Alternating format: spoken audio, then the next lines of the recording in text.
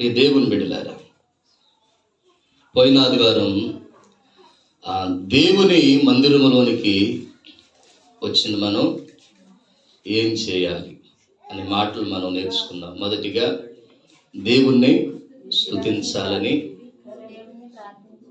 దేవుణ్ణి ప్రార్థించాలని, అలాగే ఆయన మాటలు ఆలకించాలని, ఆ రీతిగా దేవుని సన్నిధిలో మనం చేయవలసిందేంటో నేర్చుకున్నాం. ఈరోజు మరికొన్ని మాటలు దేవుని బిడ్డలారా, దేవుని సన్నిధిలో ఏం చెయ్యాలో పోయిన వారు నేర్చుకున్నాం కదా, ఏం చెయ్యాలో నేర్చుకున్నాం. ఈ వారం ఏమి నేర్చుకున్నామంటే దేవుని సన్నిధికి వచ్చిన తర్వాత ఎలా ఉండాలి. హల్లెలూయా. ఏం చెయ్యాలో నేర్చుకున్నాంగా. స్తుతించాలని, ప్రార్థించాలని, దేవుని మాటలు ఆలకించాలి. దేవుని బిడ్డలారా, దేవుని సన్నిధికి వచ్చిన తర్వాత, దేవుని మందిరములోనికి వచ్చిన తర్వాత ఎలా ఉండాలి. ఎందుకంటే దేవుని మందిరములో దేవుడు ఉన్నాడు. మనమేదో రాళ్లతో కట్టబడినటువంటి ఒక కట్టడంలోనికి కాదు మనం వచ్చేది. ఇది రాళ్లతో కట్టబడింది, పైన ఏదో రేకులు వేసుకున్నాం. రేకులు కాదు, పాకైనా సరే అది మందిరంగా ప్రతిష్ఠించబడిన తర్వాత, హల్లెలూయా, సేవకులు దాన్ని ప్రార్థన చేసి ప్రతిష్ఠించారు కదా మందిరంగా. ఇక ప్రతిష్ఠించబడిన తర్వాత అది దేవుని నివాస స్థలము. హల్లెలూయా.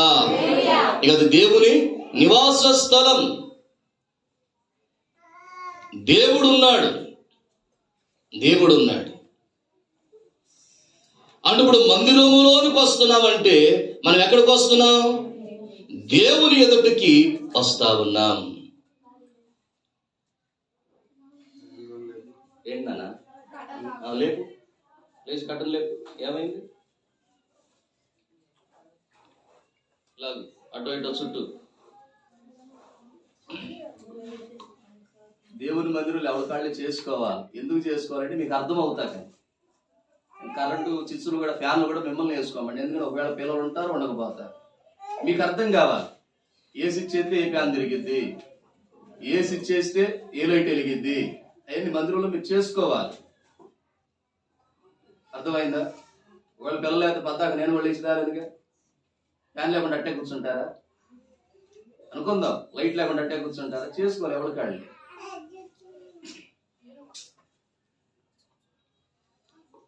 హల్లెలూయా. ప్రియ దేవుని బిడ్డలారా, గమనించండి. దేవుని మందిరములోకి వస్తున్నాము అంటే ఎక్కడికి వస్తున్నాం? మనం చెప్పాలి. ఎక్కడికి వస్తున్నాం? దేవుని ఎదుటకు వస్తా ఉన్నాం. ఇప్పుడు దేవుని ఎదుటకు వచ్చిన మనం, ప్రియ దేవుని బిడ్డలారా, ఎలా ఉండాలి కదా?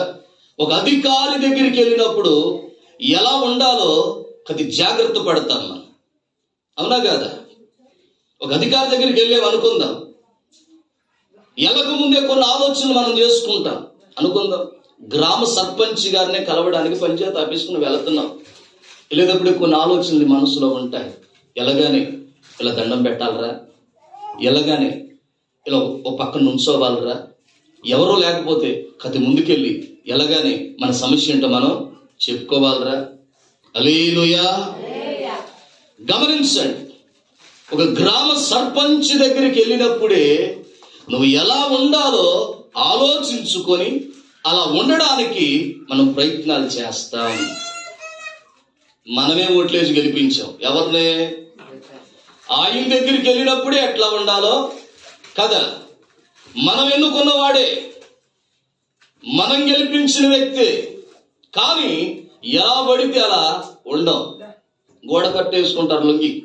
ఆయన ముందుకెళ్తే గబగబ కిందకి తీసి అంటే ఏంటి చెప్పు అంటాడు. హల్లెలూయా. అవునా కదా? గోడ కట్టేసిన కిందకి దింపాల్సిందే లొంగి. ఎట్టా ఎత్తుకొని కట్టుకుంటూ ఊరు కూడా కింద పోయాను చూస్తాడు. ఏం వీడు నన్ను చూసినా కానీ కిందకి దింపలేదు, సరే ఎందుకు వచ్చాడు ఇది, దానికి అది పక్కన పెడదాం అనుకుంటారు కొంతమంది. అందరు కాదులే. హల్లెలూయా. గమనించాడు ప్రియ దేవుని బిడ్డలారా, ఆయన్ని మనమే ఎన్నుకున్నాం, మనమే గెలిపించాం, మనూరోడే, మనకు తెలిసినోడే. ఓ పంచాయతీ ప్రెసిడెంట్ అంతే. ఆ వ్యక్తి దగ్గరికి వెళ్ళినప్పుడే, ఒక మనిషి దగ్గరికి వెళ్ళినప్పుడే, ఒక నరమాత్రుడి దగ్గరికి వెళ్ళినప్పుడే, నీ వంటి స్వభావం కలిగిన ఒక వ్యక్తి దగ్గరికి వెళ్ళినప్పుడే ఎలా ఉండాలో నీకు అర్థమవుతున్నప్పుడు, దేవుని బిడ్డలారా గమనించండి, సకల రాజ్యాలను చేసిన వాడు ఆయన, సమస్తాన్ని కలగజేసిన వాడు ఆయన, నోటి మాటతోనే సమస్త సృష్టిని సృష్టించిన వాడు ఆయన. ఆయన్ని మనం ఎన్నుకోలా, ఆయనే మనల్ని ఎన్నుకున్నాడు. హల్లెలూయా. ఆయన్ని మనం చేయలేదు, ఆయనే తన స్వహస్తాలతో మనల్ని చేసిన వాడు, మనల్ని పుట్టించిన వాడు. ఇప్పుడు మరి ఆయన దగ్గరికి వస్తున్నావు, ఎలా ఉండాలి? నువ్వు ఎలా ఉండాలి? ఏ రీతిగా ఉండాలి? దేవుని బిడ్డలారా, దేవుని దగ్గరకు వస్తున్నప్పుడు ఎలా ఉండాలి? మనం ఏ రీతిగా ఉండాలి? అది మనకు తెలియాలి. ప్రియ దేవుని బిడ్డలారా గమనించండి, దేవుని ఎదుట ఎలా ఉండాలో ఖచ్చితంగా మనం నేర్చుకోవాలి.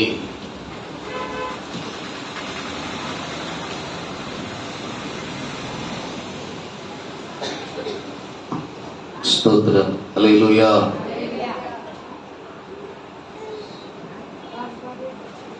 దేవుని ఎదుట ఎలా జీవించాలో ప్రియ దేవుని బిడ్డలారా ఖచ్చితంగా మనకు తెలిసి ఉండాలి. దేవుని మందిరములకు వచ్చినప్పుడు ఎలా ఉండాలి? చూడండి, కొన్ని మాటలు వాక్యంలో మనకు కనపడతాయి. ప్రసంగి గ్రంథంలో ప్రియ దేవుని బిడ్డలారా 5వ అధ్యాయములో 1వ వచనం నుంచి 1-2 మాటలు చదువుకుందాం. నీవు దేవుని మందిరమునకు పోవునప్పుడు నీ ప్రవర్తన జాగ్రత్తగా చూచుకొనుము.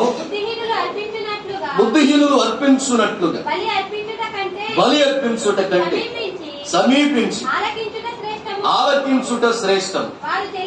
వారు తెలియకయే దుర్మార్గపు పనులు చేయుదురు. నీవు దేవుని సన్నిధి అనాలోచనగా పలుకుటకు నీ హృదయం పొరపడనీయక నీ నోటిని కాచుకొనుము. చాలు. హల్లెలూయా. అంటే దేవుని మందిరానికి వెళ్ళినప్పుడు, దేవుని ఎదుటికి వెళ్ళినప్పుడు, దేవుని ఎదుటకు వచ్చినప్పుడు, దేవుని మందిరంలోనికి వచ్చినప్పుడు ఎలా ఉండాలో దేవుని బిడ్డలారా భక్తుడు మాట్లాడుతా ఉన్నాడు. లేఖనములో చక్కగా రాయబడింది. హల్లెలూయా. ఎలా ఉండాలంట? కొన్ని మాటలు చెప్పాడు, 3 మాటలు చెప్పుకుంటూ వచ్చాడు. ఎలా ఉండాలి? దేవుని మందిరానికి వచ్చినప్పుడు ఎలా ఉండాలో 3 మాటలు చెప్పాడు. అలా ఉండకపోతే ఏం జరిగింది?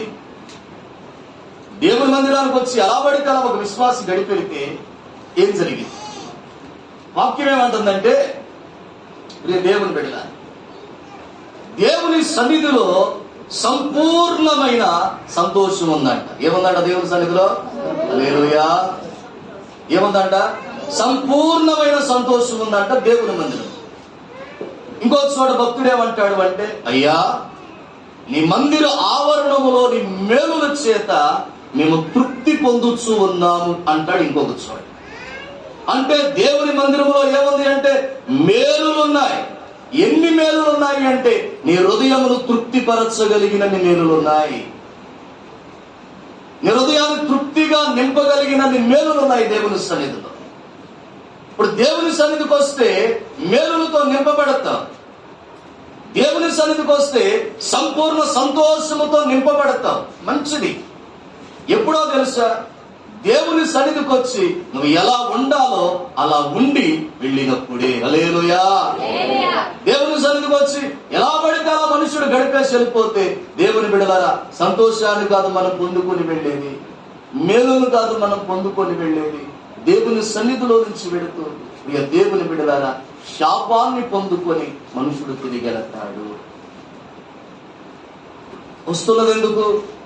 మేలుతో నింపబడడానికి. వస్తున్నది ఎందుకు? ఆశీర్వాదాన్ని పొందుకోవడానికి. వస్తున్నది ఎందుకు? దేవుని బిడ్డలారా, మన దుఃఖములన్నీ కూడా తీర్చబడి చక్కని సంతోషాన్ని పొందుకొని మరలా ధరించబడి మరలా నెమ్మదిని పొందుకొని దేవుని సన్నిధిలో ఉన్న మంచి కార్యాలతో నింపబడి తిరిగి వెళ్ళాలనే కదా. హల్లెలూయా. అవునా కదా? అదే కదా మన ఆశ, మన మనసులో ఉన్న ఆశ అదే కదా. దేవుని బిడ్డలారా, సమయం ఉండో ఖాళీ ఉండో కాదు కదా మనం వచ్చేది. వారంలో ఒక దినం దేవుని సన్నిధికి వస్తున్నాం, ఒక ఉపవాస ప్రార్థనకు వస్తున్నాం, ఒక మాసాంతర కూడికి వస్తున్నాం. ఎందుకు వచ్చేది? ఎందుకంటే దేవునితో గడిపెడతాను. హల్లెలూయా. దేవుని సన్నిధికి వెళుతున్నాను, ఈ దీవెన కావాలి, ఈ ఆశీర్వాదం కావాలి, ఈ నెమ్మది కావాలి, ఈ సంతోషం కావాలి, ఈ సమాధానం పొందుకోవాలి. ఇదిగో నా హృదయాన్ని తృప్తిపరచగలిగిన మేలులు దేవుని దగ్గర ఉన్నాయి, వాటిని సంపాదించుకోవాలనే కదా దేవుని సన్నిధికి వచ్చేది. దేవుని బిడ్డలారా గమనించండి. కానీ మనుషుడు శాపగ్రస్తుడై వెళుతున్నాడు తిరిగి. కారణం ఏంటి అంటే దేవుని సన్నిధిలో ఎలా ఉండాలో అలా ఉండక, ఎలాగోలా సమయాన్ని గడిపి బయటికి వెళ్ళడమే దానికి గల కారణం. దేవుని అని ఖచ్చితంగా తెలవాలి. దేవుని మందిరంలో మనం ఎట్లా ఉండాలి, ఏ రీతిగా ఉండాలి. 3 మాటలు చెప్పాడు. ఒకటి ఏం చెప్పాడంటే, ప్రియ దేవుని బిడ్డలారా, ఆ మొదటి వచనంలో అన్నాడు కదా, 5వ అధ్యాయం మొదటి వచనంలో ఏమన్నాడు? నువ్వు దేవుని మందిరమునకు పోగునప్పుడు, వెళ్ళినప్పుడు నీ ప్రవర్తన జాగ్రత్తగా చూసుకున్నాము. ఎక్కడంట? దేవుని మందిరానికి వెళ్ళిన తర్వాత. ఎలా ఉండాలో తెలుసా? ఎలా ఉండాలి అంటే నీ ప్రవర్తన జాగ్రత్తగా ఉండాలి. ఎక్కడ? దేవుని మందిరములో. దేవుని బిడ్డలారా గమనించండి. దేవుని మందిరానికి వచ్చిన తర్వాత ఎలా ఉండాలో క్రైస్తవుడు. దేవుని మందిరానికి వచ్చిన తర్వాత ఎలా ఉండాలి? మనం ఎలా ఉండాలి అంటాడు అంటే నీ ప్రవర్తన జాగ్రత్తగా చూసుకోవాలి. దేవుని మందిరం, దేవుని మందిరంలో మన ప్రవర్తన జాగ్రత్తగా ఉండాలి. దేవుని మందిరానికి బయట ఉన్నట్లుగా దేవుని మందిరంలో ఉండటానికి వీల్లేదు. నీ ఇంటి దగ్గర ఉన్నట్లుగా మందిరంలో ఉండటానికి లేదు. బయట నలుగురు దగ్గర ఉన్నట్లుగా మందిరంలో ఉండటానికి లేదు. మందిరానికి వెలుపల నువ్వు ఎలా ఉన్నావో ఆ మాట పక్కన పెడదాం, కానీ మందిరంలోకి వచ్చిన తర్వాత అలా ఉండటానికి వీల్లేదు. చాలా మందికి మందిరానికి ఇంటికి తేడా తెలియదు. చాలా మందికి ప్రియ దేవుని బిడ్డల మందిరానికి బయట స్థలానికి తేడా తెలియదు. ఎందుకంటే అక్కడెట్టా ఉంటారు, ఇక్కడ కూడా అట్టే ఉంటారు.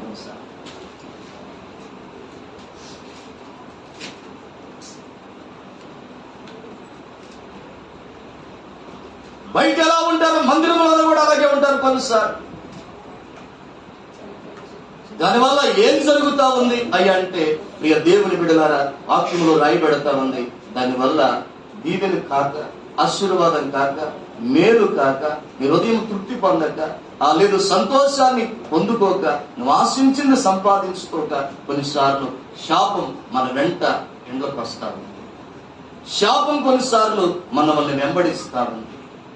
వాక్యములో ఉన్నట్టు, ఇదిగో నువ్వు సత్క్రియ చేసిన ఎడల తలెత్తుకొనవా, సత్క్రియ చేయకపోతే నీ ఇంట పాపము పొంచి ఉంటది, నీ వాకిట జాగ్రత్త అన్నాడు దేవాతి దేవుడు.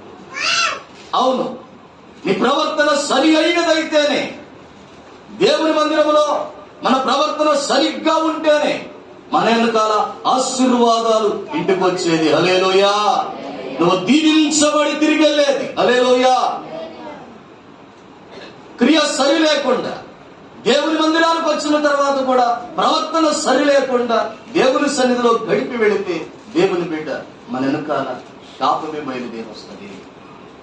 అందుకనే ఏమంటున్నాడు అంటే, దేవుని మందిరంలో మనం ఎలా ఉండాలి అంటే మన ప్రవర్తన జాగ్రత్తగా ఉంచుకోవాలి. గుమ్మం బయట వరకు నువ్వు ఎలా ఉన్నావో పక్కన పెట్టి, ఆ మెట్లు ఎక్కేటప్పుడే నీ మనసులోనికి ఒక ఆలోచన వచ్చేసేయాలి, నేను దేవుని మందిరంలోనికి వెళ్తున్నాను రా. ఎప్పుడైతే దేవుని మందిరములు అడుగు పెట్టావో నీ ప్రవర్తన జాగ్రత్తగా కాపాడుకోవాలి. కంటే బయటికి వెళ్ళేవారు జాగ్రత్తగా కాపాడుకోవాలి.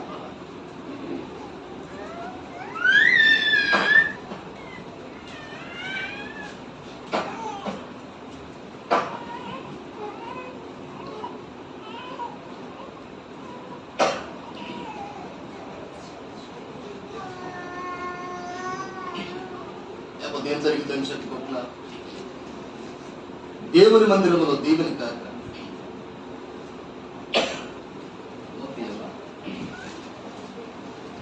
ఆశీర్వాదం కాక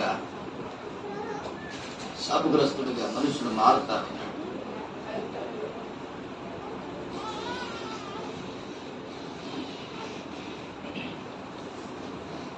దేవుని బిడ్డలారా చూడండి, దానికోసం ఒక సంఘటన మనకు కనపడదు.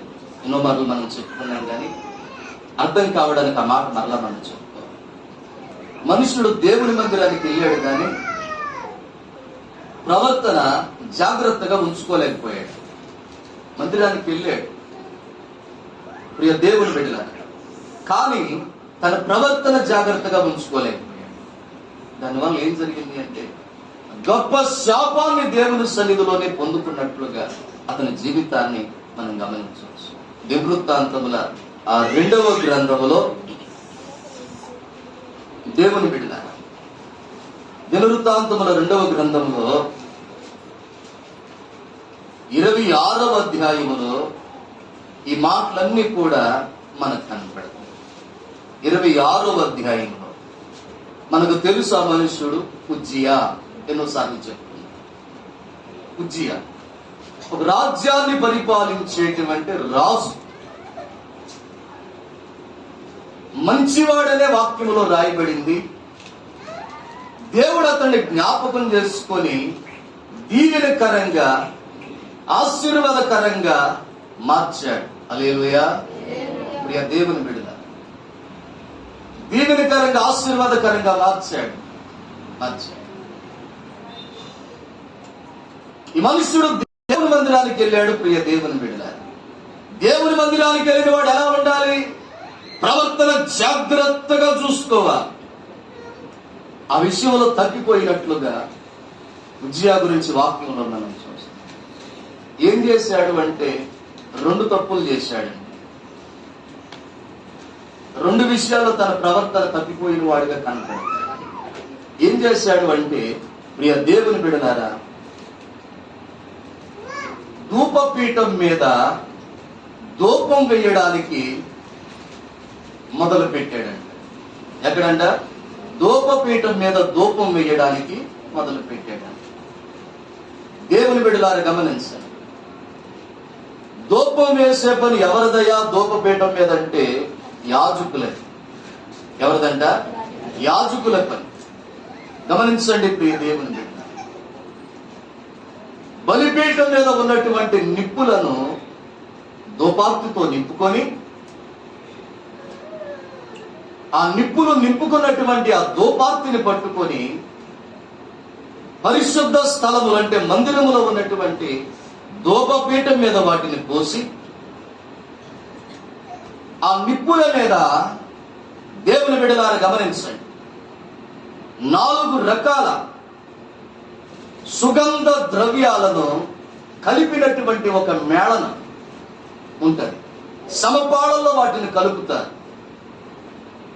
ప్రియ దేవుని బిడ్డలారా గమనించండి, 4 రకాల సుగంధ ద్రవ్యాలను కలుపుతారు. 1 జటామాంసి అని, 2 గోపీ చందనం అని, 3 గంధపు చెక్క, 4 స్వచ్ఛమైన సాంబ్రాణి. ఇవన్నీ కూడా సుగంధ ద్రవ్యాలు. ఈ 4 సమపాళంలో కలిపి ఒక మిశ్రంగా తయారు చేసి ఆ ధూపపీఠం మీద నిప్పులు పోశారు కదా, వాటి మీద ప్రియ దేవుని బిడ్డలారా దీన్ని ధూప ద్రవ్యం అంటారు. దీన్ని ఈ 4 సుగంధ ద్రవ్యాలను కలిపేరే దాన్ని ధూప ద్రవ్యము అంటారు. దాన్ని ఏం చేయాలంటే ప్రియ దేవుని బిడ్డలారా ఆ పీఠం మీద, ఆ ధూపపీఠం మీద ఆ నిప్పుల మీద దీన్ని వేయాలన్నమాట. వేసి మరలా దాని మీద ఉప్పు కూడా చల్లాలి. అప్పుడు ఆ నిప్పుల మీద పడినటువంటి ఈ సమ్మేళనం మంచి వాసన వచ్చింది, పొగలగిస్తుంది. తెర వెనుక అతి పరిశుద్ధ స్థలమును మందస్సం మీద కెరూబుల మధ్య దేవుడు ఉంటాడు. ఈ తెర దాటి ఎప్పుడైతే ఈ వాసన అక్కడికి వెళ్తుందో అప్పుడు దేవుడు దాన్ని ఆగ్రానిస్తాడంటే పీల్చుకుంటాడన్నమాట. హల్లెలూయా. వాసన పీల్చుకుంటాడు ఆయన. వాసన పీల్చుకొని ఆగ్రానించి దాన్ని ఆస్వాదించి మనసులో సంతోషపడతాడు. అప్పుడు ప్రజలందరినీ కూడా దేవుడు అంగీకరిస్తాడు. హల్లెలూయా. ఈ పనంతా చేయాల్సింది ఎవరు అంటే యాజకులు. ఎవరంట? యాజకులు. హల్లెలూయా. ఇప్పుడు మందిరములోనికి వెళ్ళిన వారి పని ఏంటి? వెళ్ళిన వారి పని ఏంటంటే, ప్రియ దేవుని బిడ్డలారా, రాజైనా పేదైనా బలవంతుడైనా బలహీనుడైనా ఏంటి వెళ్ళిన వారి పని అంటే, ఇదిగో యాజకుడు చేస్తున్నది దగ్గరుండి దూరంగా ఉండి జాగ్రత్తగా చూసి దేవుడు దీవించినప్పుడు దీవించబడి, సేవకుడు ఆశీర్వదిస్తే ఆశీర్వాదం తీసుకుని వెళ్లకుండా తిరుగు రావాలి. అంతే. ఆశీర్వాదిస్తే ఆశీర్వాదాన్ని పట్టుకొని తిరిగి రావాలి. ఏ మనుష్యుడైనా కావచ్చు. దేవుని బిడ్డలారా, ఉజ్జియా దేవుని సన్నిధికి వెళ్ళాడు. దేవుని సన్నిధికి వెళ్ళి ఇప్పుడు ఏం చేస్తున్నాడు అంటే తన ప్రవర్తన విషయంలో తప్పిపోయిన వాడుగా కనపడుతున్నాడు. యాజకుల చేతిలో నుంచి దోపాత్రని తీసుకొని, ఎందుకంటే రాజు వచ్చాడు అని వాళ్ళు రాజు పక్షాన దేవుని బిడ్డలారా, దేవుని మందిరములో ధూపపీఠం మీద రాజు పక్షాన ధూపం వేయాలని యాజకులు ఆలోచన చేస్తున్నారు. రాజు కదా కొంచెం ప్రత్యేకమైన ప్రార్థన ఉంటది కదా, గౌరవించాలి కదా. రాజుని వాక్యంలో ఉంది నాయకులను గౌరవించున్నారు. నాయకుడిని దేవుడే పెట్టాడు కాబట్టి గౌరవించమని వాక్యంలో ఉంది. కానీ ఉజ్జియా ఏం చేశాడు అంటే యాజకుల చేతుల్లో నుంచి ఆ ధూపార్తిని లాక్కున్నాడు. ప్రియ దేవుని బిడ్డ, ధూపార్తిని లాక్కొని బలిపీఠం మీద నిప్పులతో ధూపార్తిని నింపుకొని పరుగు పరుగున పరిశుద్ధమైన స్థలములోనికి వచ్చేసాడు. పరిశుద్ధమైన స్థలములోనికి వచ్చేసి ఆ ధూపపీఠం మీద ధూపం వేయడానికి ప్రయత్నాలు చేస్తా ఉన్నాడు. ప్రయత్నం చేస్తాడు. ప్రియ దేవుని బిడ్డలారా గమనించండి.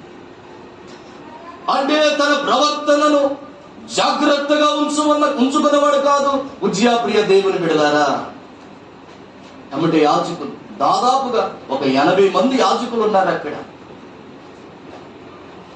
గబగబా యాజకులు లోపలికొచ్చి ఉజ్జియాని అడ్డగించారంట. ఉజ్జియా, ఇదిగో నువ్వు చేసే పని కాదు, యాజకులు చేసే పని. నీ ప్రవర్తన విషయంలో నువ్వు తప్పిపోతున్నావు. అది కూడా బయట కాదు, దేవుని మందిరంలో తప్పిపోతున్నావు. ఇది నీకు క్షేమంగా ఉండదు, ఇది నీకు మేలనిపించదు, ఇది నీకు మంచిది కాదు అంటే అప్పటికైనా సరి చేసుకున్నాడా? తన ప్రవర్తన అంటే సరి చేసుకోకపోగా రెండవదిగా ఏం చేస్తున్నాడు అంటే దేవుని బిడ్డలారా యాజకుల మీద రౌద్రము చూపిస్తా ఉన్నాడంట. ఎవరి మీద అంట? ఎక్కడ? దేవుని మందిరంలో. ఎక్కడ రౌద్రం చూపించేది? ఎక్కడ కోపాన్ని చూపించేది? ప్రియ దేవుని బిడ్డలారా, దేవుని మందిరములో రౌద్రాన్ని కనపరుస్తా ఉన్నాడంట యాజకుల మీద.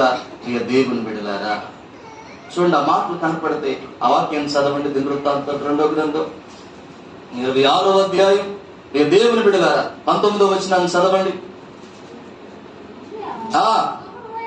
ధూపం వేయుటకు ధూపార్తిని చేత పట్టుకొని రౌద్రుడై యాజకుల మీద కోపము చూపాను.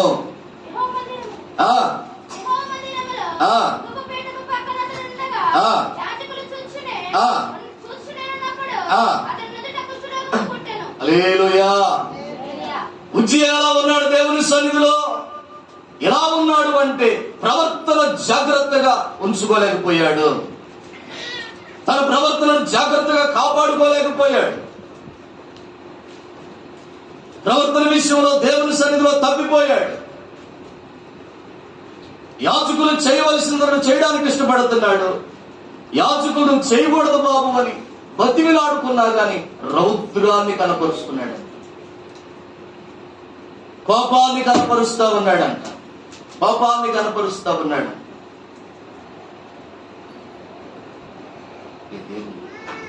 తప్పిపోతున్నాడు.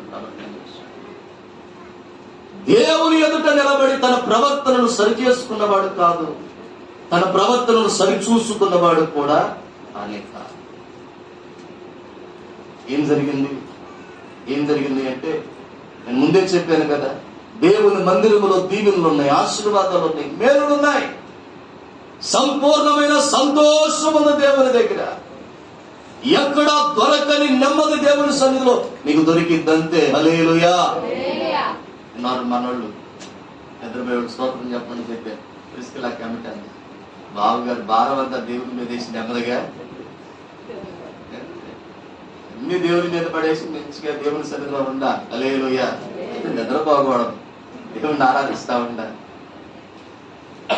దేవుని మీద వేయాలి, దేవుని సన్నిధిలో గొప్ప నెమ్మది కలిగి. నిద్ర లేని వాళ్ళు ఎంతమందో, నిద్ర పట్టిన వాళ్ళు ఎంతమందో. నిద్ర పోతున్నావు అంటే దేవుడిచ్చిన ప్రశాంతత. హల్లెలూయా. దేవుని సన్నిధిలో కాకూడదు. సరే, దేవుని బిడ్డలారా చూడండి, సంపూర్ణమైన సంతోషం ఉన్న దేవుని దగ్గర దాన్ని కదా పొందుకొని తిరిగి వెళ్ళాలి. ప్రవర్తన సరిలేకపోవడాన్ని బట్టి ఉజ్జయాన్ని మనం గమనిస్తే దేవుని బిడ్డలారా, అక్కడున్న బయట ఉన్న ప్రజలంతా చూస్తున్నారు. చాలా మంది ప్రజలు ఉన్నారు బయట. లోపలికి వచ్చే అధికారం ఎవరికి లేదు, మందిరం లోపలికి వచ్చే అధికారం. యాజకులు దాదాపు 80 మంది యాజకులు పరిశుద్ధ స్థలములో ఉన్నారు. అతడు ధూపం వేయడానికి సిద్ధపడడం, యాజకులు ఆపడం, వారి మీద రౌద్రాన్ని కనపరచడం, కోపాన్ని కనపరచడం, ప్రవర్తన సరిలేకపోవడం ప్రజలంతా చూస్తున్నారు. యాజకులు కూడా చూస్తూ ఉండగానే దేవుని బిడ్డలారా, దేవుని సన్నిధిలో శాపాన్ని పొందుకున్నాడంట ఉజ్జియా దేవుడు. ఏంటా శాపం అంటే అందరూ చూస్తూ ఉండగానే నొసట కుష్ఠరోగం పుట్టిందంట. నొసట కుష్ఠరోగం పుట్టిందంట. అందరూ చూస్తూ ఉండగానే నొసట కుష్ఠరోగం పుట్టింది. అందరూ అతను చూస్తూ ఒక రకమైన ఆశ్చర్యానికి గురైపోతున్నారు. ఇతను కూడా అర్థమైపోయింది, దేవుని దగ్గర నా ప్రవర్తన బట్టి నేను శాపగ్రస్తుని అయ్యానురా, నేను శపించబడ్డానురా అని కంగారు పడ్డాడు. దేవుని బిడ్డలారా చూడండి, ఎందుకంటే కుష్టి వ్యాధి కలిగిన వాడు అపవిత్రుడు. అసలు పాడెములోనే ఉండటానికి వీల్లేదు. ఎక్కడ ఉండటానికి వెళ్ళలేదు, ఊర్లో ఉండటానికి పాడు లేదు. అలాంటి వాడు మందిరంలోనే కుష్టి వ్యాధి వచ్చింది కాబట్టి యాజకులు అతన్ని బయటికి తరుముతున్నారు. అతను కూడా తొందరపడి మందిరములో నుంచి బయటికి వెళ్ళిపోతున్నాడు.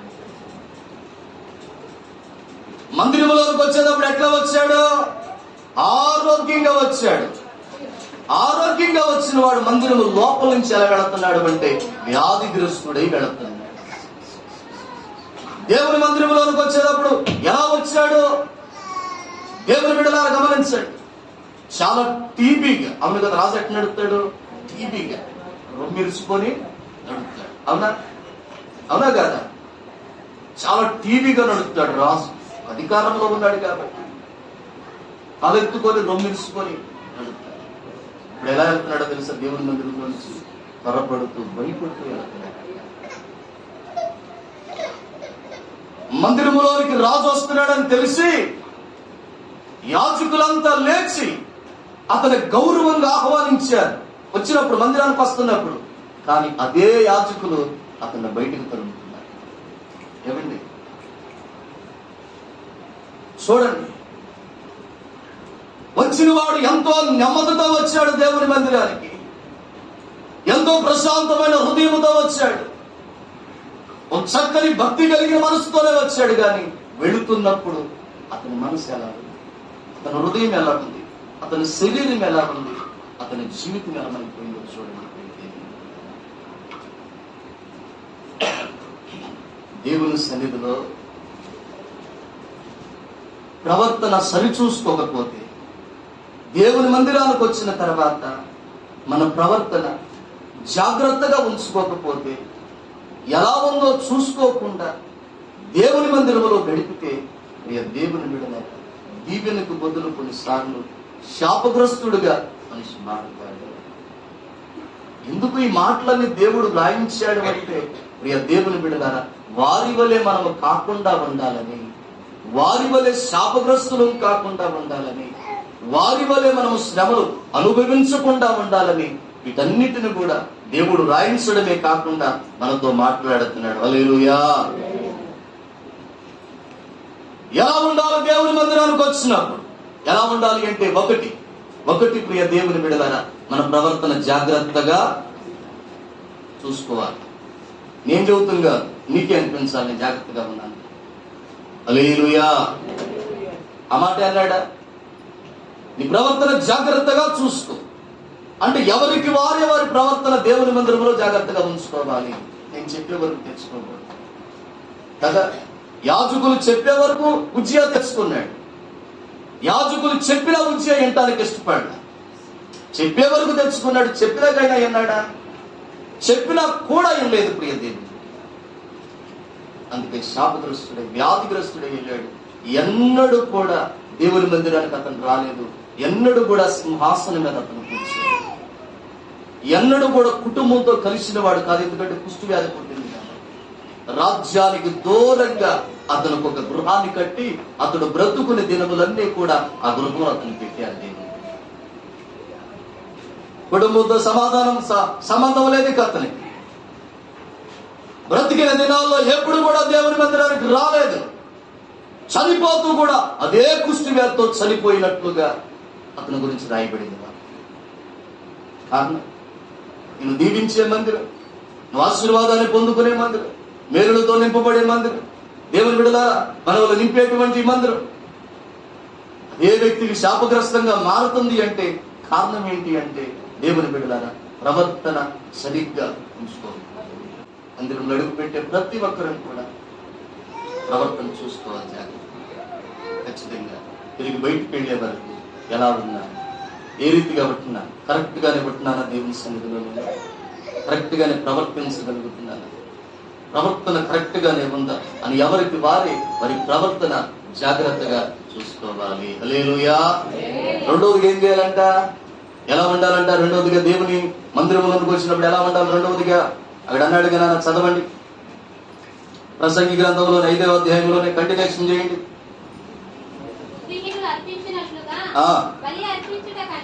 రెండవ వచనం చదువునా.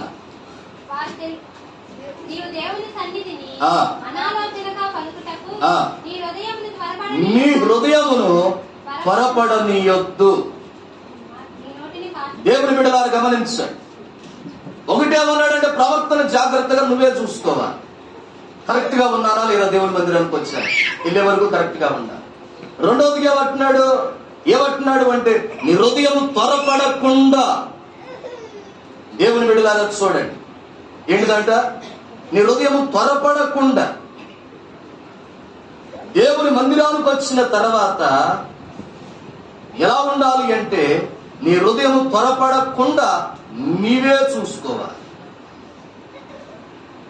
నీ హృదయం త్వరపడటానికి వీళ్ళే దేవుని మందిరంలో. ఎందుకంటే చాలాసార్లు చెప్పుకున్నాం ఈ హృదయం గురించి. దీనికి స్థిరత్వం ఉండదని, చంచలత్వం కలిగిందని, కపటం కలిగిందని, ఈ మానవుని మనసు ఒక చోట ఉండదని, ఒక చోట నిలవదని, అన్నిటికంటే వేగవంతంగా ఇది ఉంటుందని, మనం ఎక్కడున్నా మన మనసు ఎక్కడో ఉంటుందని. హల్లెలూయా. దేవుని బిడ్డలారా గమనించండి. కాబట్టి దేవుని మందిరానికి ఎప్పుడైతే మనం వచ్చామో అప్పుడు ఏం చేయాలి అంటే, ఇక దేవుని బిడ్డలారా మన హృదయం త్వరపడకుండా చూసుకోవాలి. త్వరపడకుండా చూసుకోవాలి. ఎందుకంటే హృదయానికి తొందరపట్టి. హల్లెలూయా. హృదయం త్వరపడకుండా చూసుకోవాలి. దేవుని సన్నిధికి వచ్చినాక మన హృదయం త్వరపడకుండా ఎప్పుడైతే జాగ్రత్త పరుచుకుంటూ ఉంటామో ప్రియ దేవుని బిడ్డలారా అప్పుడు చక్కగా దేవుని సన్నిధిలో దీవించబడడానికి, మేలును పొందుకోవడానికి, అంతకంటే ముఖ్యంగా మన హృదయం మేలుతో తృప్తి పొందడానికి అందుకంటే ముఖ్యంగా ప్రియ దేవుని బిడ్డలారా, హృదయం నిండా కూడా చక్కని నెమ్మదిని పొందుకోవడానికి అవకాశం ఉంటుంది. హల్లెలూయా. కదా, హృదయాల్లో నెమ్మది లేని వారు ఎంతమంది, మనశ్శాంతి లేని వారు ఎంతమంది, హృదయంలో ఆ సంతోషం లేని వారు ఎంతమంది. దేవుని బిడ్డలారా, నోటాల నవ్వి ఎన్ని దినాలు ఉంటుంది కొంతమంది కదా, మనసారా నవ్వి ఎన్ని దినాలు ఉంటుందో. హృదయం అంతటిని కూడా నెమ్మదితో నింపాలి అంటే, హృదయవాంఛలన్నీ కూడా దేవుడు తీర్చాలి అంటే, దేవుని బిడ్డ దేవుని మందిరానికి వచ్చిన తర్వాత నీ హృదయమును త్వరపడనివ్వదు. త్వరపడితే నువ్వు నష్టపోతావు. త్వరపడిందా నీ హృదయం నష్టపోతావు.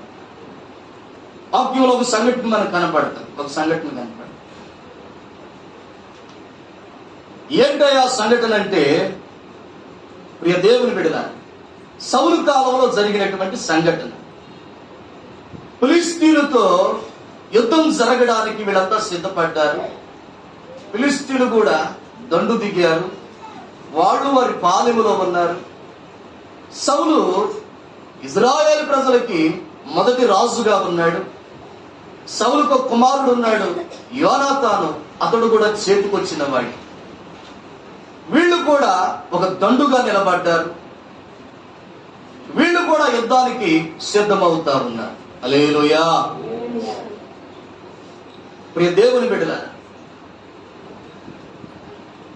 వీళ్ళు కూడా సిద్ధపడ్డారు. ఇప్పుడు ఏం జరిగింది అంటే, సౌలు కుమారుడు ఉన్నాడు కదా యోనాతాన్, అతను ఆయుధాలు మోసేవాడు అప్పుడు ఉన్నాడంట, పనివాడు. వీళ్ళిద్దరు కలిసి మాట్లాడుకున్నారంట, అరే యోనాతాన్ అంటున్నాడు, మరి ఫిలిష్తీయుల దండి దగ్గరికి వెళ్తాను. ఫిలిష్తీయుల దండి దగ్గరికి వెళ్ళి వారితో మనం యుద్ధం, నా తండ్రికి తెలియకుండా నేను వెళ్దాం అనుకుంటున్నా, నాతో పాటు నువ్వు కూడా వస్తావంటే వస్తానంట. వీళ్ళిద్దరే బయలుదేరారు.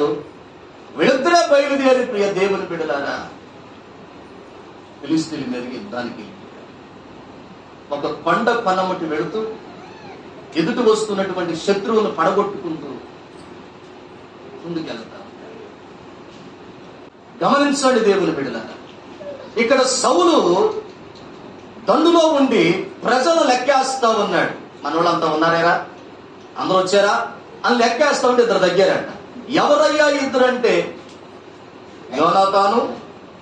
యోనాతాను పనివాడు, ఆయుధాలు మోసేవాడు. ఏం జరిగిందిరా వీళ్ళిద్దరు తగ్గారు అని అల్లంత మెరకెక్కి చూస్తే, వీళ్ళిద్దరూ కూడా ఫిలిష్తీయుల దండులోనికి వెళ్ళి ఒక కొండ కొనకెళ్ళి వాళ్ళని పడగొడతారు. సౌలు ఆలోచన, ఆల్రెడీ వీళ్ళతో మొదలుపెట్టేశారా అని గబగబా యాజకుడిని పిలిచి, మందసాన్ని తీసుకొనిరా, బలులర్పించి ఈ యుద్ధం మొదలు పెడదామా అన్నాడు. యాజకుడు మందసాన్ని తీసుకొని వచ్చాడు. దేవుని బిడ్డలారా, ఇప్పుడు బలిపీఠాన్ని కట్టి బలులర్పించి దేవునికి మృక్కుబడులన్నీ కూడా చెల్లించి యుద్ధం ప్రారంభిస్తా ఉన్నారు. ఇక యుద్ధానికి బయలుదేరుతున్నారు. యుద్ధానికి బయలుదేరే ముందు దేవుని బిడ్డ వాక్యములో ఉన్నట్టు, నీ హృదయం త్వరపడకూడదు, నీ హృదయం తొందరపడకూడదు, తొందరపాటు నీ హృదయంలో కలగకూడదు. తొందరపడి ఒక మాట అనేసాడండి. ఏమన్నాడో తెలుసా? ఏమన్నాడు అంటే, ఈ ఫిలిష్తీయుల మీద మేము గెలిచే వరకు, లేదా ప్రొద్దుగుంకే వరకు మా దండులో ఉన్న మేమందరం ఎవరమైనా సరే ఆహారం నోట పెడితే వాడు శాపగ్రస్తుడే, లేదా అలాంటి వానికి మరణ శిక్షే అన్నాడు. అర్థమైందా నేను చెప్పింది? గమనించండి దేవుని బిడ్డలారా, ప్రొద్దుగుంకే వరకు లేదా ఫిలిష్తీయులను గెలిచే వరకు ఎవరైనా సరే ఆహారాన్ని నోట పెట్టుకుంటే ఎంగిలి పడితే వాడి శాపగ్రస్తుడని ప్రమాణం చేసేసాడు. అంతే, దేవుని సన్నిధిలో ప్రమాణం చేసి వాళ్ళందరూ ఇంటా ఉండగానే ప్రమాణం చేయక వాళ్ళంతా కూడా అట్లాగేనంట యుద్ధానికి వెళ్ళిపోయారు. బయలుదేరి యోనాతాను పనివానికి ఈ ప్రమాణం తెలియదు. యుద్ధానికి వెళ్ళారు. అప్పటికే యోనాతాను పనివాడు యుద్ధం ప్రారంభించి చేస్తా ఉన్నారు. సౌలు కూడా బయలుదేరాడు, సైన్యం బయలుదేరింది, ఫిలిష్తీయుల మీదకి వెళ్ళారు. ఓ బారా దేవుని బిడ్డలారా, ఆ యుద్ధం జరుగుతానే ఉంది. దేవుని కృప ఏంటంటే ఇశ్రాయేలు ప్రజలు గెలుస్తా ఉన్నారు. ఇశ్రాయేలు ప్రజల ఎదుట ఫిలిష్తీయులు నిలబడలేక వారు పారిపోతా ఉన్నారు. దేవుని బిడ్డలారా, పారిపోతా ఉంటే పరుగులెత్తుతూ ఫిలిష్తీయులు తరిమి పట్టుకొని వారిని చంపుతా ఉన్నారు. ఇశ్రాయేలు గెలుస్తున్నారు.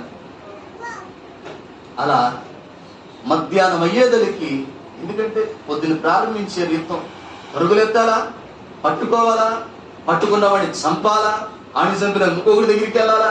దేవుని బిడ్డలారా, మన అవతలోడు అట్లాగే ఊరుకుంటాడా? ఆడు కూడా తిరుగుబాటు చేస్తాడుగా. వాడితో తిరిగి పెనుగులాడాలా, వాడిని వదిలించుకోవాలా, మరలా తిరిగి వాడిని చంపాలా. ఎంత ప్రయాసం చూడండి. ఎంత ప్రయాస అంటే ప్రజలంట బడలికి వచ్చేసిందంట. దేవుని బిడ్డ ఏమొచ్చేసిందంట? బడలికి వచ్చేసిందంట ప్రజలు. ప్రతి మధ్యాహ్నం అయ్యేదానికి ప్రజలు బడలికతో ఇబ్బంది పడిపోతున్నారు, నీరసంతో ఇబ్బంది పడిపోతున్నారు. ఆహారం నోట పెడతానికి లేదు. ఎందుకు లేదు అంటే సౌలు త్వరపడి ప్రమాణం చేసిన వాడిగా మనకు కనపడతాడు. తొందరపడ్డాడు హృదయమందు. దేవుని బిడ్డలారా, త్వరపడి మాట ఇచ్చేశాడు, త్వరపడి ప్రమాణం చేసేశాడు. రొద్దుగుంకే వరకు ఎవడో కూడా ఆహారం నోటి పెడితే వాడు శాపగ్రస్తుడు, లేదు ఫిలిష్తీయుల్ని గెలిచే వరకు అని చెప్పేసి. ఆహారం నోట పెట్టాలంటే ఫిలిష్తీయులందరినీ గెలవాలి, లేదా రొద్దుగుంకాలి. రెండో పూటకి వీళ్ళకి బడలికి వచ్చేసింది.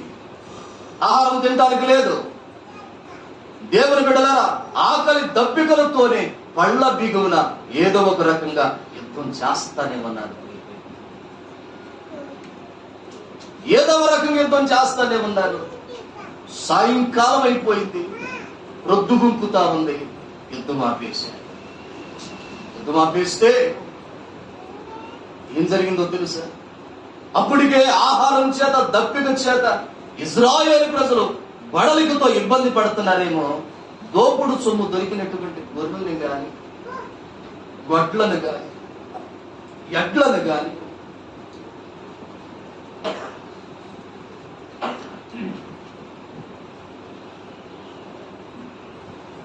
దేవుని బిడ్డ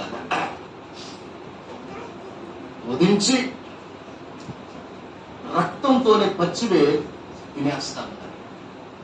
వాక్యం ఏమందంటే రక్తాన్ని ఒలికించాలి. అంతకంటే ముందు వాళ్ళు చేయాల్సింది ఏంటంటే, యుద్ధం గెలిచారు కాబట్టి అలా బలిపీఠం కట్టి మందస్సం దగ్గర దేవునికి బలులర్పించి దేవుడు అంగీకరించిన తర్వాత అప్పుడు వాళ్ళు ఆహారం భుజించాలి వాస్తవాన్ని. కానీ ఎప్పుడైతే యుద్ధం ఆగిపోయిందో బోర బోదుతారు. అంటే యుద్ధం ఆగిపోయిందా అని పొద్దుగూతుంది, యుద్ధం ఆగిపోయిందని. ఒక చోట లేని వాళ్ళంతా చెదురున్నారు కదా, అక్కడక్కడ చెదురున్నారు కదా.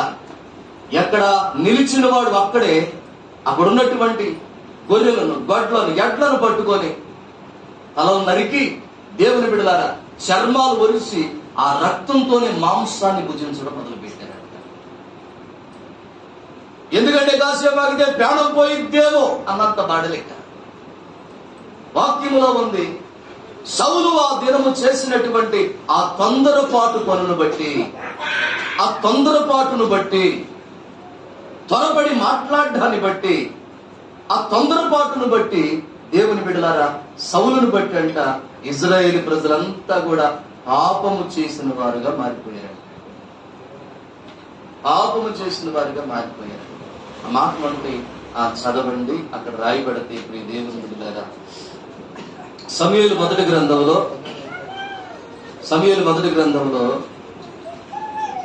14వ అధ్యాయంలో, దేవుని బిడ్డలారా 14వ అధ్యాయం 36వ వచనాన్ని చదవండి. 32 చదవండి. జనులు దోపిడి మీద ఎగబడి గొర్రెలను, ఎడ్లను, పెయ్యలను తీసుకొని నేల మీద వాటిని వధించి రక్తముతోనే భక్షించినందున జనులు రక్తముతోనే తిని యెహోవా దృష్టికి పాపము చేయుచున్నారని కొందరు.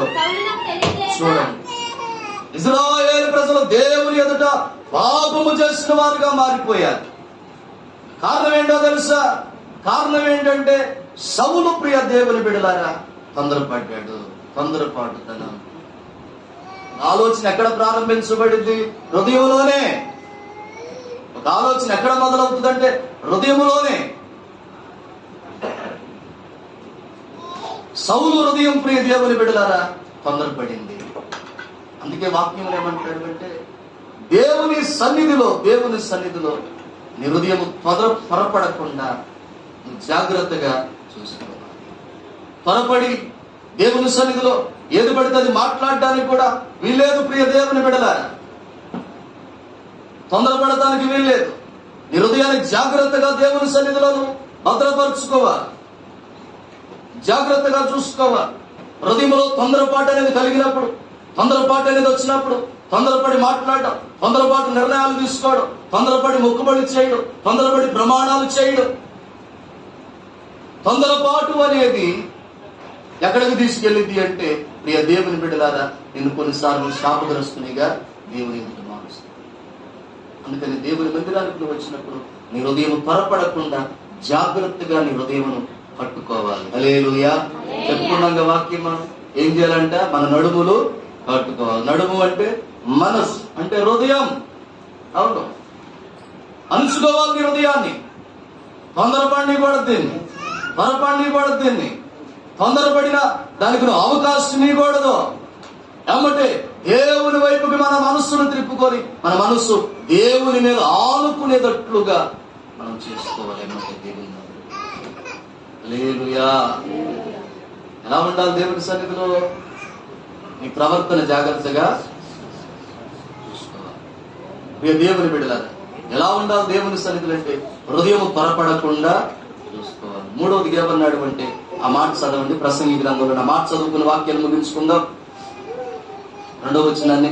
దేవుడు ఆకాశమందున్నాడు, నీవు భూమి మీద ఉన్నావు కావున నీ మాటలు కొద్దిగా ఉండవలెను. 2వ వచనం కంటిన్యూషన్ అన్న తల్లి చదువు ఆ మాట గట్టిగా చదువు. 2వ వచనం మొత్తం చదువు. నీవు దేవుని సన్నిధిని అనాలోచనగా పలుకుటకు నీ హృదయమును త్వరపడనీయక నీ నోటిని కాచుకొను. ఏమంటున్నాడు? నీ నోటిని కాచుకొనుము. ఎలా ఉండాలి దేవుని సన్నిధిలో? 1 ప్రవర్తన జాగ్రత్తగా ఉంచుకోవాలి. 2వదిగా ప్రియ దేవుని బిడ్డలారా హృదయం త్వరపడకుండా చూసుకోవాలి. 3వది నోటిని కాచుకోవాలి. ఎక్కడ? దేవుని మందిరంలో. దేవుని మందిరంలో ఎలా ఉండాలంట? నోటిని కాచుకోవాలి. నేను వచ్చి నీ నోటికి అడ్డం పెడతంగా చెయ్య. హల్లెలూయా. అమ్మా ఎందుకు మాట్లాడుతున్నారు? ఎందుకు పలకరెత్తున్నారు? ఎందుకు పక్కన వాళ్ళతో మాట్లాడుతున్నావు అని నేను వచ్చి నా చెయ్యి నీ నోటికి అడ్డం పెడతాం కాదు. ఎవరికి వారే దేవుని బిడ్డలారా వారి నోటిని కాచుకోవాలి. దేవుని మందిరంలో ఏమైంది? కాచుకోకపోతే, నోటిని కాచుకోకపోతే దేవుని మందిరంలో అనుకుందాం ఏం జరిగింది? అక్కడ అన్నాడు, ఆ మాటలు చదవండి ప్రసంగి గ్రంథంలోనే, కంటిన్యూషన్ చేయండి తల్లి. చదివారు కదా. దేవుడు ఆకాశమందున్నాడు, ఉన్నాడు, నీవు భూమి మీద ఉన్నావు కావున నీ మాటలు కొద్దిగా ఉండవలెను. విస్తారమైన పనిపాటల వలన స్వప్నము పుట్టును. పెక్కు మాటలు పలుకువాడు బుద్ధిహీనుడగును. నీవు దేవునికి మొక్కుబడి చేసుకొనిన యెడల దానిని చెల్లించుటకు ఆలస్యము చేయకుము. బుద్ధిహీనుల యందు ఆయనకి ఇష్టము లేదు. నీవు మొక్కుకొనిన దాన్ని చెల్లించుము. నీవు మొక్కుకొనిన చెల్లింపకుండు కంటే మొక్కుకొనకుండుటయే మేలు. చదువు తర్వాత. నీ దేహమును శిక్షకు లోపర్చినంత పని నీ నోటి వలన జరగనీయకుము. అది పొరపాటు చేత జరిగినని దూత ఎదుట చెప్పకుము. ఇప్పుడు చదవండి ఆ మాట. నీ మాటల వలన దేవునికి పాపం పుట్టించి నీ వేళ నీ కష్టమును వ్యర్థపరుచుకుందువు. ఎందుకు వస్తుందంట దేవుని కోపం? నీ మాట వలన, నీ మాట వలన ఇప్పుడు దేవునికి ఏమొస్తుందంట? దేవుని సన్నిధికి వచ్చి నువ్వు ప్రార్థన చేస్తే నీ మీద ఆయనకు మనసు కలుగుతుంది, మంచిదే. అదే దేవుని మందిరములో నీ నోటిని కాచుకోకపోతే, ఎలా అయితే నువ్వు ప్రార్థన చేస్తే ఆయన మనస్సు నీ మీద కలిగిందో, అలాగే నీ నోటిని కాచుకోకపోయినా తిరిగి నీ మీద పాపం కూడా అట్లాగే ఉంటుంది. అర్థమైందా? దేవుని సన్నిధికి వచ్చినప్పుడు నువ్వు ఎప్పుడైతే కన్నీరు కాచి మొరపెడతావో, ఇదిగో ఇక్కడ చేసే ప్రార్థనల మీద నా దృష్టి ఉన్నదని సెలవిచ్చిన దేవుడు, ఇక్కడ చేసే ప్రార్థనల వైపు నా చెవులు పెట్టాను సెలవిచ్చిన దేవుడు, ప్రార్థించగానే మనస్సులో ప్రియ దేవుని బిడ్డలారా కరిగిపోయి నేను కనికరించే దేవుడే నోటిని కాచుకోకపోతే దేవుని మందిరంలో పాపగించుకుంటాడు, పాపం వచ్చేద్దాడు. పాపం వస్తే ఏం జరిగింది? చదువు అదే మాట. ఏమైందంట? నీ మాట వలన దేవునికి పాపం పుట్టించి నీవేళ నీ కష్టమును వ్యర్థపరుచుకుంటావు. నీ కష్టం అంతా కూడా వ్యర్థమైపోయింది. ఏంటి నీ కష్టం? ప్రభువునందు పడిన ప్రయాస అంతా కూడా వ్యర్థమవుతుంది. దేవుని యందు పడ్డవే ప్రయాస, అదంతా వ్యర్థమైపోతుంది. ఉపవాసం ఉండుంటావు, కన్నీరు గార్చి ప్రార్థన చేసే వ్యక్తివై ఉంటావు, మంచి పరిచర్య చేసే అనుభవం కలిగిన వ్యక్తివై ఉంటావు. దేవుని పని అంటే ధారాళంగా గుప్పిడి విప్పగలిగిన వ్యక్తివే. దేవుని బిడ్డ గమనించు, ఇదంతా నీ కష్టం దేవుని దగ్గర. ఆ కష్టానికి ఫలం పొందాలి దేవుని. కానీ నీ నోటి మాటను బట్టి నువ్వు పడిన కష్టం అంతా కూడా దేవుని దగ్గర అర్థమైపోతుంది. ఎందుకంటే నువ్వు చేసిన ప్రార్థన కానీ, నువ్వు కార్చిన కన్నీరు కానీ, నువ్వున్న ఉపవాసం కానీ, నువ్వు ఇచ్చిన కానుక కానీ, నువ్వు చేసిన పరిచర్య కానీ దేవుని బిడ్డలాగా గమనించాలి. లేదు నువ్వు చెప్పిన సువార్త కానీ మనకు అర్థం అవడానికి ఈ మాటలు నేను చెబుతున్నాను. కష్టపడ్డావు దేవుని దగ్గర, ప్రయాసపడ్డావు దేవుని ఎదుట, మాట సరిగ్గా ఉండకపోవడాన్ని బట్టి దేవుని మందిరంలో నీ కష్టం అంతా కూడా వ్యర్థమైపోయింది. ప్రభువునందు పడిన ప్రయాస వ్యర్థం కాదని వాక్యములో ఉంటే, ఆ వాక్యాన్ని కూడా నీ నోటి మాట దేవుని దగ్గర సరిలేకపోతే ఆ వాక్యాన్ని కూడా కొట్టేస్తా ఉంది ఈ నోటి మాట.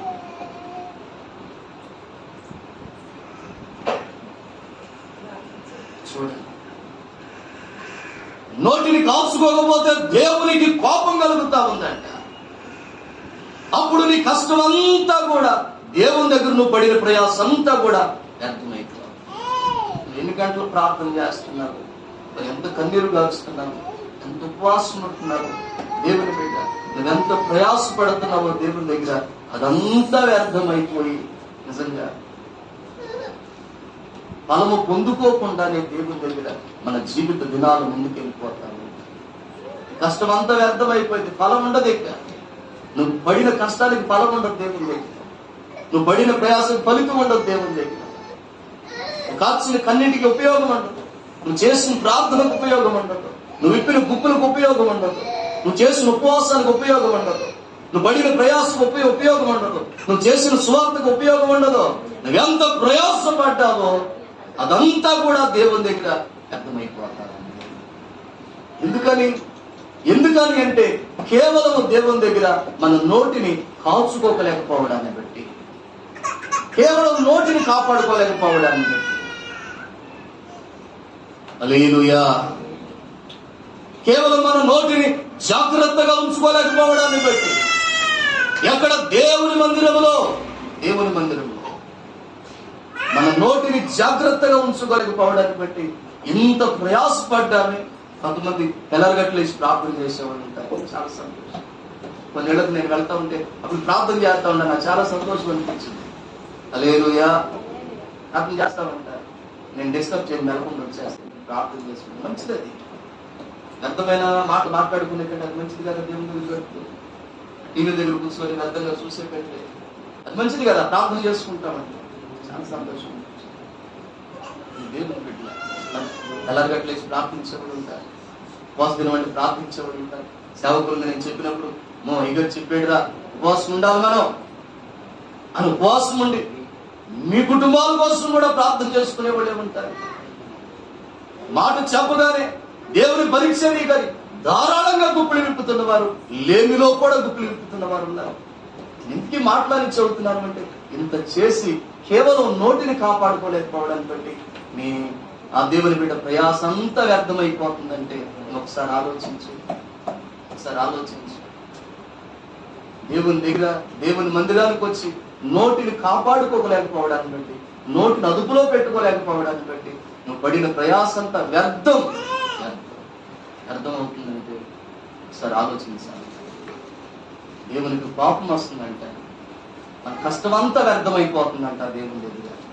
దేవుని దగ్గర దేవుడు ప్రేమించి చెప్పే మాట ఏంటో తెలుసు. దేవుని సన్నిధికి వచ్చి ఎన్ని గంటలు ఉంటున్నా మా ఉంటే ఎన్ని గంటలు ఉంటున్నామంటే గట్టిగా 2 గంటలు కదా. దేవుని బిడ్డల కొంతమంది 2 గంటలు కూడా గడపలేకపోతున్నారు. ఎందుకంటే లేటుగా రావడాన్ని బట్టి 1 గంటన్నర. నెలలో ఎన్నో ప్రార్థనలు జరుగుతున్నాయి. వారానికి 2 కూడికలు ఖచ్చితంగా జరుగుతున్నాయి. ఉపవాస ప్రార్థన, ఆదివారం ఆరాధన. దాంట్లో కూడా ఆదివారం ఆరాధనకే రాగలుగుతున్నారు కొంతమంది. ఆ వచ్చిన వారు కూడా ప్రారంభం నుంచి ఉండలేకపోతున్నారు. బాగుంటే 2 గంటలు 1 గంటన్నర ఉంటున్నారు. అంటే వారానికి వచ్చి దేవుని మందిరంలో 1 గంటన్నర గడుపుతున్నావు. నువ్వు గట్టిగా గడుపు. ఈ గంటన్నర కూడా ప్రవర్తనను జాగ్రత్తగా పెట్టుకోలేక, హృదయాన్ని జాగ్రత్తగా ఉంచుకోలేక, ఈ గంటన్నర కూడా నోటిని జాగ్రత్తగా పెట్టుకోలేకపోతే ఇక మనం వచ్చే ఉపయోగం ఏంటి అని వాక్యాన్ని బట్టి నేను అడుగుతున్నాను. ఇక నువ్వు వచ్చే ఉపయోగం ఏంటి? శనివారం ఆదివారం వచ్చే వ్యక్తివి మంచిదే. శనివారం 2 గంటలు గడుపుతున్నావు, ఆదివారం 2 గంటలు గడుపుతున్నావు, మంచిది. లేదంటే సేవకుల్లాగా మాలాగా 3 గంటలు గడుపుతున్నావు దేవుని దగ్గర, ప్రారంభం నుంచే వచ్చి ఉంటే. ఆ 3 గంటల సమయం దేవుని బిడ్డ ప్రతి ప్రవర్తన జాగ్రత్తగా ఉంచుకొని, హృదయాన్ని జాగ్రత్తగా పెట్టుకొని, నోటిని జాగ్రత్తగా పెట్టుకొని, చక్కగా స్తుతించే టైంలో దేవుని స్తుతించి, ప్రార్థించే సమయంలో దేవుని ప్రార్థించి, వాక్యం ఆలకించే సమయంలో వాక్యాన్ని ఆలకించి దీవించబడి తిరిగి వెళ్తే ఎంత బాగుంటుంది. అర్థమైందని చెప్పింది. ఎంత బాగుంటుంది గమనించి. దేవుడు ఒక విషయాన్ని చెబుతాడంటే మనం ప్రేమించే దేవుడు మాట్లాడతాడు. హల్లెలూయా. నోటి మాట నీ ప్రయాసం అంతటిని వ్యర్థం చేస్తుందంటే ఒకసారి నువ్వు ఆలోచన చేస్తావు. ఈ దేవుని బిడ్డగా ఎలా ఉండాలి? దేవుని మందిరానికి వచ్చి ఎలా ఉండాలి? ప్రవర్తన జాగ్రత్తగా ఉంచుకోవాలి, మాటలు పోగొట్టుకోవాలి, మనసులో పెట్టుకోవాలి. ఈ రోజు నుంచి ఆలోచించుకోండి. మరలా నేను తిరిగి శనివారం దేవుని దగ్గరికి వెళ్ళాను, ఆదివారం దేవుని దగ్గరికి వెళ్ళినప్పుడు నేను ఎలా కూర్చోవాలి, ఎలా ఉండాలి, ఏ రీతిగా ఉండాలి అనేది ఇప్పటి నుంచి ఒక ప్రణాళిక వేసుకోండి. దేవుని ఎలా ఉండాలి దేవుని దగ్గర? హృదయం త్వరపడనివద్దు నీ హృదయాన్ని, పక్క కథం యొద్దు నీ హృదయాన్ని, ఎటు పాలు యొద్దు నీ హృదయాన్ని, తొందరపడిని మగదాన్ని. ఎలా ఉండాలి దేవుని సన్నిధిలో? నోటిని కాపాడు. తర్వాత తాళం తీసినట్టేగా బయటికి వెళ్ళిపో. హల్లెలూయా. తాళం వేసుకో. దేనికి? హల్లెలూయా అన్నప్పుడు హల్లెలూయా అనండి, స్తోత్రం అన్నప్పుడు స్తోత్రం అనండి, ప్రార్థన అన్నప్పుడు ప్రార్థన, ఆరాధన అన్నప్పుడు స్వరం ఎత్తండి, సైలెంట్ గా ఉండండి అన్నప్పుడు మళ్ళీ తాళం వేసుకోండి. హల్లెలూయా. ఇంకా అడిగిపెట్టి ఇక తీసుకో. హల్లెలూయా. ఎలా ఉండాలి దేవుడు? ఎలా ఉండాలో అలా ఉండగలిగితే దీవించబడి వెళ్తావు, ఆశీర్వదించబడి వెళ్తావు, మేలులతో నింపబడి వెళ్తావు, సంపూర్ణ సంతోషాన్ని పొందుకొని తిరిగి వెళ్తావు, హృదయం నిండా నెమ్మదిని, కొండంత ధైర్యాన్ని,